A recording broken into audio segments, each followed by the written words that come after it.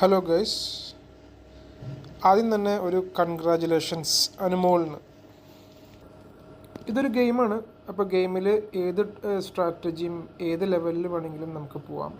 ഇപ്പോൾ പൈസ കൊടുത്തിട്ടാണെങ്കിലും നമുക്ക് വിജയിക്കണമല്ലോ. വിജയിക്കണമെങ്കിൽ എന്തെങ്കിലും ഒരു കണ്ടൻറ്റ് അതിൻ്റെ ഉള്ളിൽ ഇടണം. കണ്ടൻറ്റിൻ്റെ ഭാഗമായിട്ട് പുറത്തേക്ക് ഓരോ സാധനങ്ങൾ വരണം, ഈ നമ്മൾ വ്യൂവേഴ്സ് കാണണം, അങ്ങനെയൊക്കെ ഓരോ കാര്യങ്ങൾ. അതിൽ അനുമോൾ വിജയിച്ചു. ഇൻ കേസ് ഇപ്പോൾ പി ആർ അങ്ങനെയുള്ള കുറേ കാര്യങ്ങൾ പി ആർ പുറമെ ചെയ്യണോണ്ട് കുഴപ്പമില്ല, പക്ഷെ പി ആർ ബിഗ് ബോസിൻ്റെ ഉള്ളിലും തന്നെ ചെയ്യരുത്. അത് വളരെ മോശമാണ്.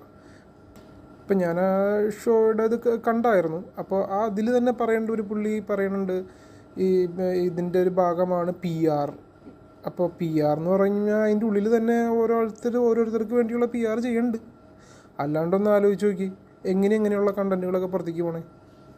അല്ലെങ്കിൽ പിന്നെ അവരുടെ ലൈവിൽ വന്നിട്ട് കറക്റ്റ് ഫുൾ 24 മണിക്കൂറും ഇങ്ങനെ കുത്തിരിക്കണം. അതൊന്നുമല്ല.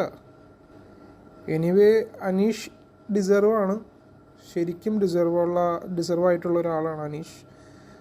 എനിവേ കൺഗ്രാജുലേഷൻസ് അനീഷിന്, ഒരു സെക്കൻഡ് റാങ്കിങ്ങിലേക്ക് വന്നത്. Anyway good, thank you. ശരിക്കും ഒരു തരത്തിൽ പറഞ്ഞാൽ ഇത് ജനങ്ങളുടെ തോൽവിയാണ്, നമ്മുടെ പൊതുജനങ്ങളുടെ തോൽവിയാണ് എന്ന് മാത്രം അറിയുക.